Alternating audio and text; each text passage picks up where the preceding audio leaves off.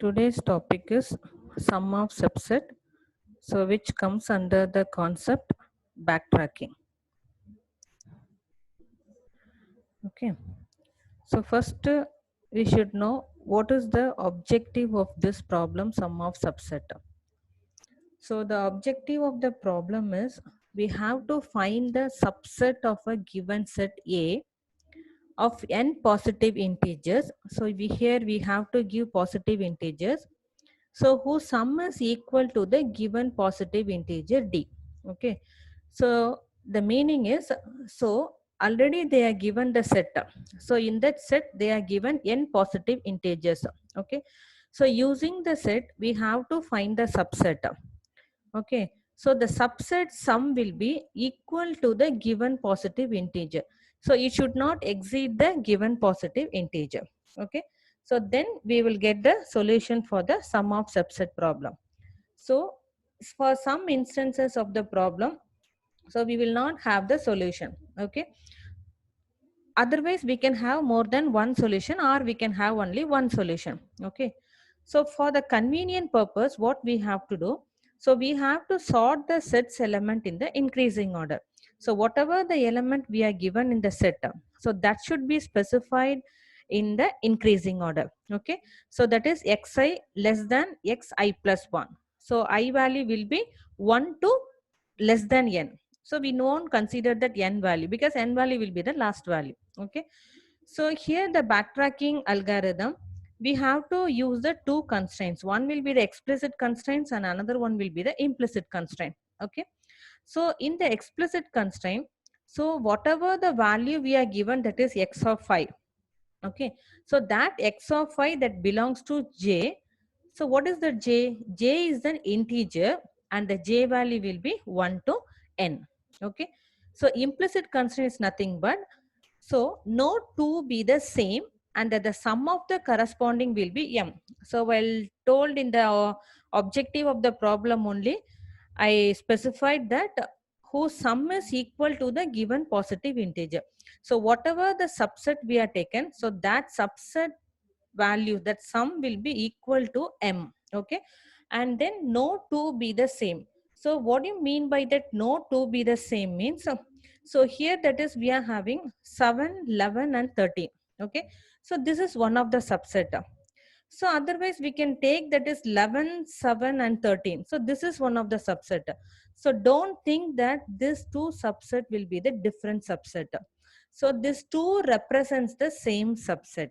Okay, so no two be the same. So no two be the same. So for this what we have to do, avoid generating multiple instance of the same subset. So this is the multiple instance of the same subset will be same, but we are making the changes in the position. Okay, so this will not possible solution. So only either this will be the possible solution or this will be the possible solution.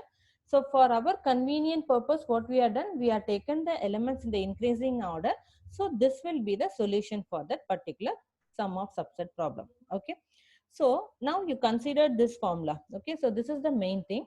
So here that is we are having s plus a of I plus 1 greater than d. Okay, so what is the value of the s?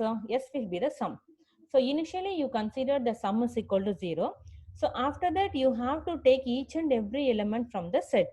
Okay, so a of I plus 1 greater than d. Okay, so if this value is greater than d means, so what it means that the sum s is too large. It's not equal to the d. So here what we are taken, the sum should be equal to the given positive integer d. It should not greater than d or it should not less than d. Okay, so here what happened, s plus sigma j of j is equal to I plus 1 to n. So a of j less than d. Okay, so if it is less than d, what happened, the sum s is too small. Okay, so if s is equal to d means then we have the solution. Okay, so only the sum is equal to d means then we will get the solution. If this value is greater than d means the sum is too large, or if the value is less than d means the sum is too small. Okay, if s not equal to d, so here also s not equal to d, in this condition also s not equal to d. Okay, so in these two conditions what will happen, so terminate the node as the non-promising. Okay, if these two inequalities holds. Okay, if it is comes, then we can say this will be the promising node. Okay, now S is the sum of the number in the node. S is the sum of the number in the node. Okay, so now, so next one, so next that is we are seeing the example. Okay, you take the set value, we are having 3, 5, 6 and 7. So the positive integer I given as 15. So now you have to consider the sum of subset. So which sum is equal to the value of the integer positive, that is 15. Okay. So now first you see that we are not considered any value. Okay. So now we are not considered any value, just you make it as the 0 here. And then what you have to, so here the left side that indicates the inclusion of the element, right side indicates the exclusion of the elements. So this will be applicable for each and every node. Okay, so now here we are having the value 0. Now first you consider this value 3. So now you take the value 3. So now we are adding this 3.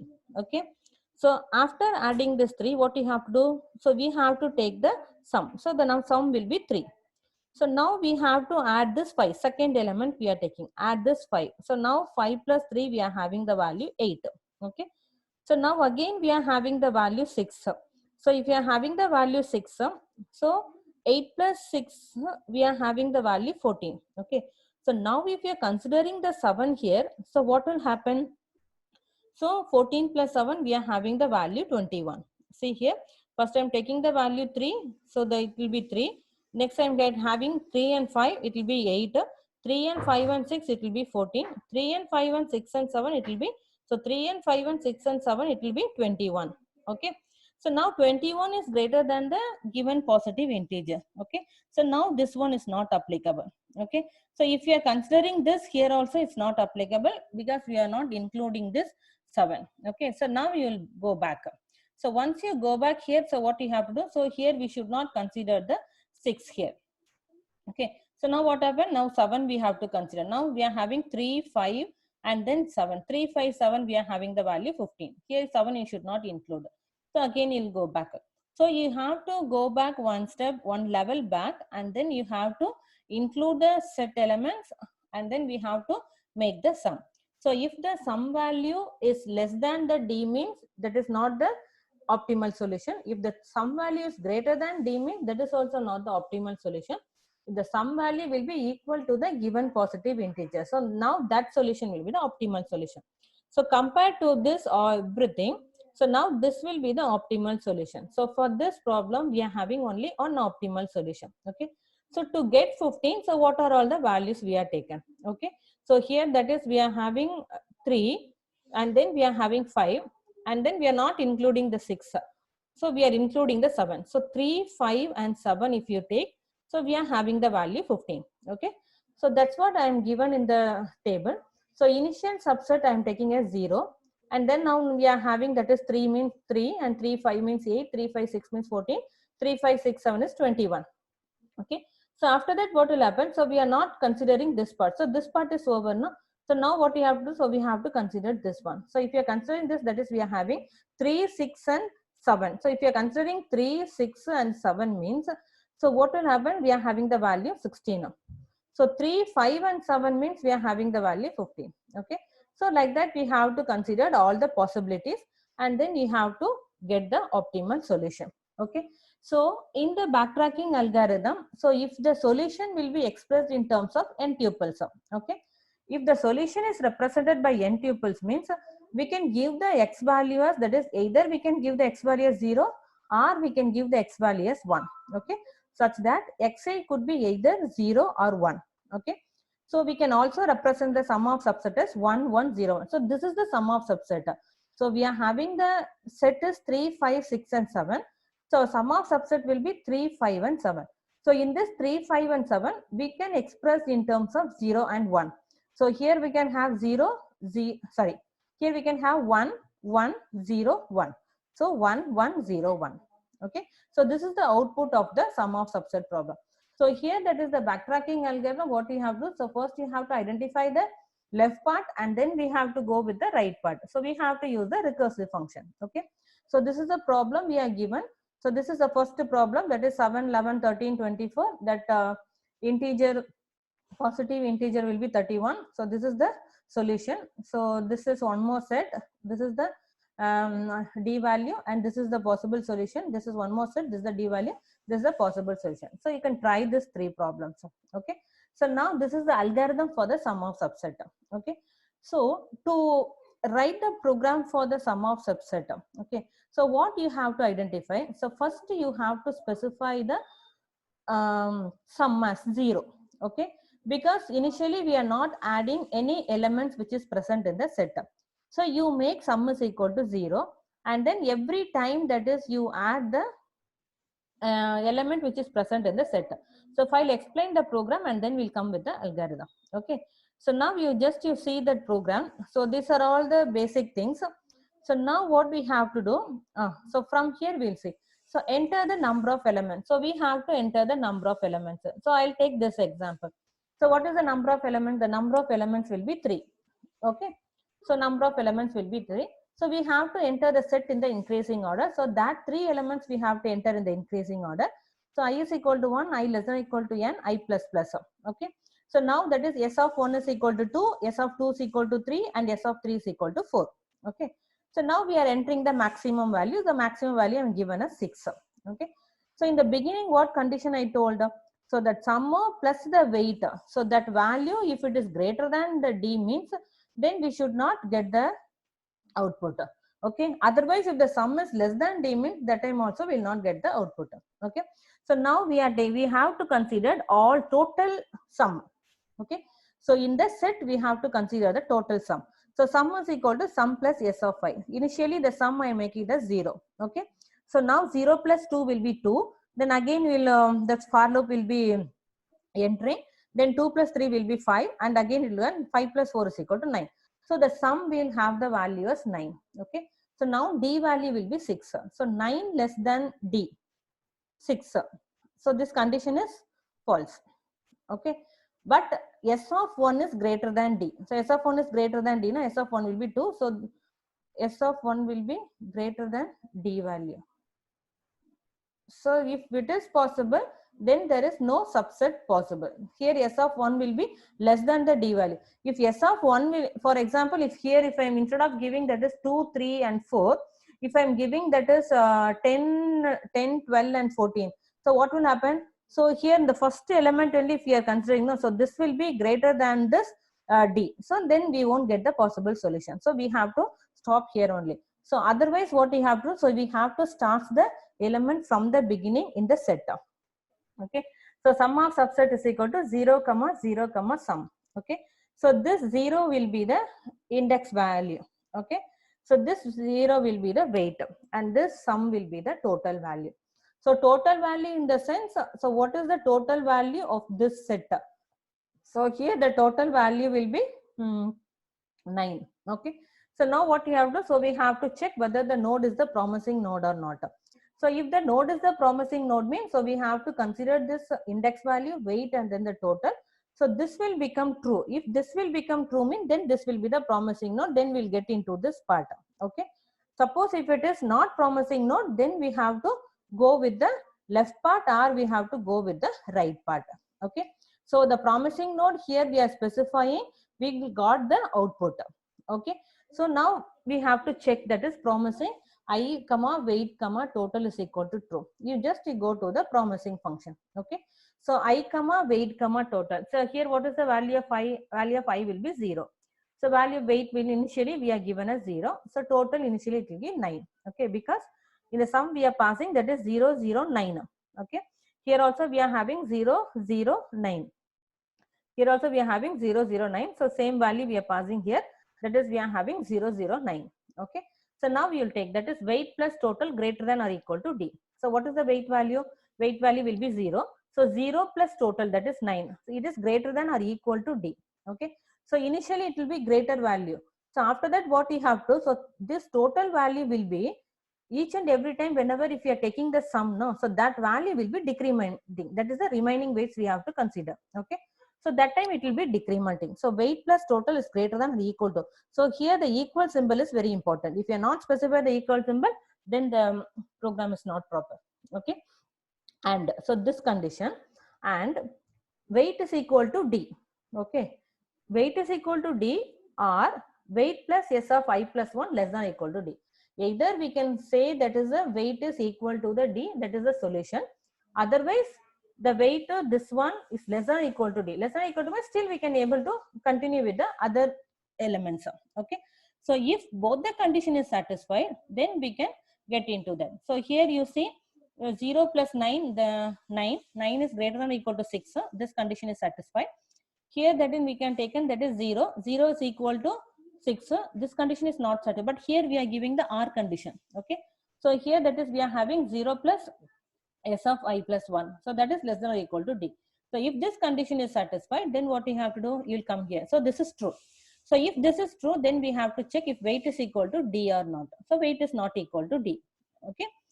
So now because still now the weight will be 0. Okay. So now for J is equal to 1, J less than or equal to I, J plus plus. So what is the I value here? So I value will be 0. Okay. So now the solution of J is equal to 1. If solution of J is equal to 1, we are printing. So otherwise what we have to do? The solution of I plus 1 is equal to 1. Solution of I plus 1 is equal to 0. So why we are mentioning is 1 and why we are mentioning is 0 means, so this we have to consider for the left part. So in the left part you concentrate. So here that is every time we have this A will be the index value. So first value will take, second value will take, third value, fourth value will take. That is sum of subset I plus 1, comma, weight plus S of I plus 1. So already we are having some weight. So along with that weight, we have to consider the next element. Okay.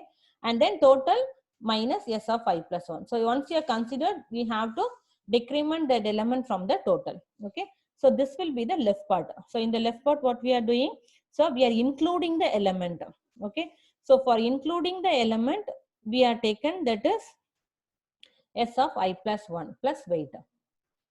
Okay. So now this will be the right part, the sum of subset. This will increment in the K position.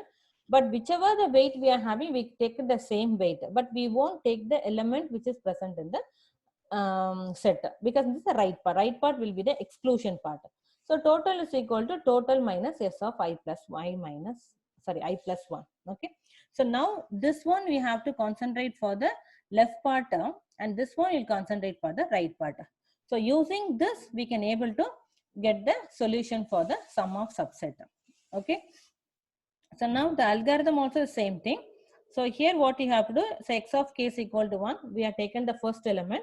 So s plus w of k, that is the first element value plus this f is equal to m in, then we can have that is a subset found.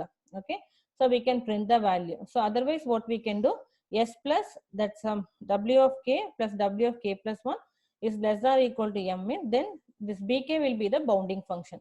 So we have to call the sum of subset. Here also we are calling the sum of subset. Okay.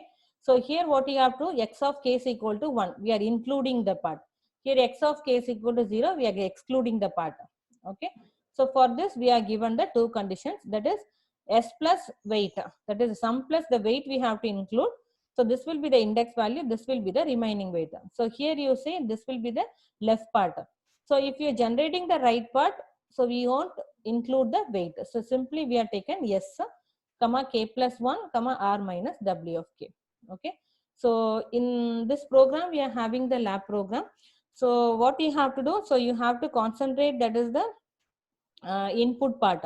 So input part, that is you have to take the number of elements and you have to take the elements which is present in the set and then the maximum value. Okay. Then you have to find the total sum.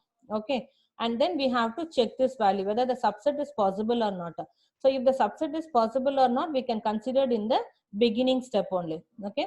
So if it is possible, then we can call the subset function, then enter into the subset function. So in the subset function, that is we have to check whether the node is a promising node or not. So to check the promising node, so we are having the two conditions. If it is true, then we can check if it is D or not.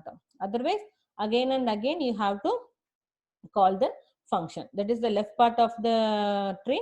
and this will be the right part of the tree. Okay.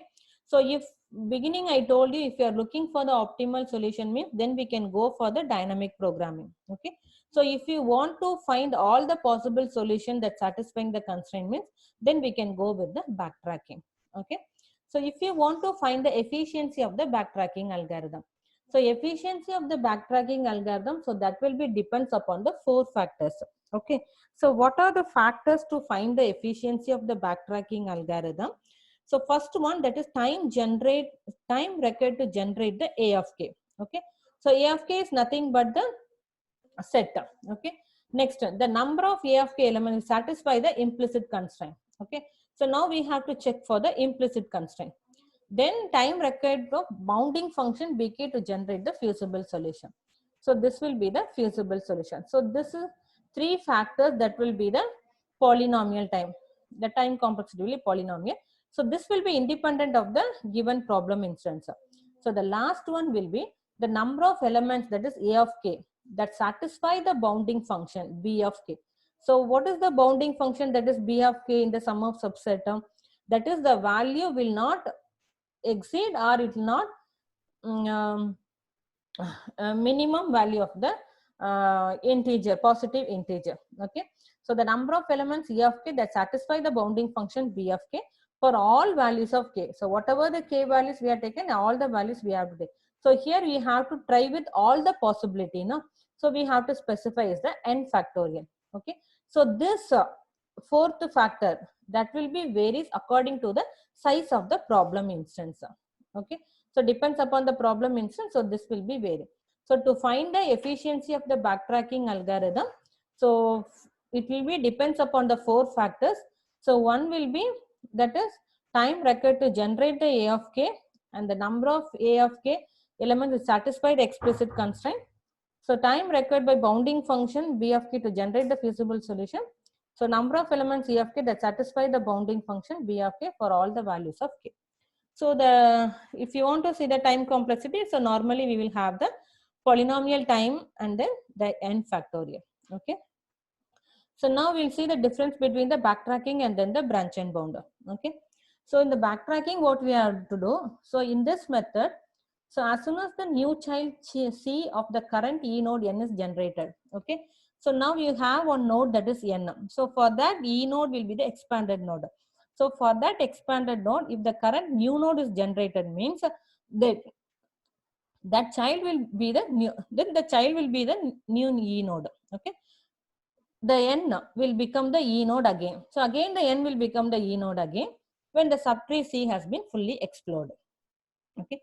So every time whenever if you are including the child node, we are generating the child node. So that will become the new E node. Okay. Until it has to be fully explored. So here we have to use the depth first search. Okay.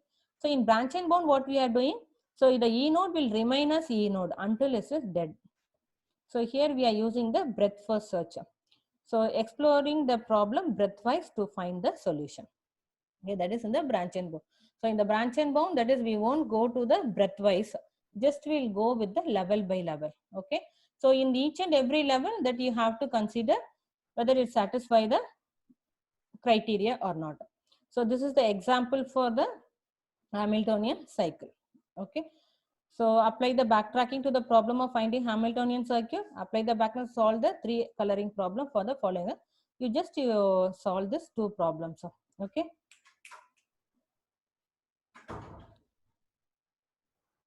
Okay. So next topic that we'll see in the next video. Okay.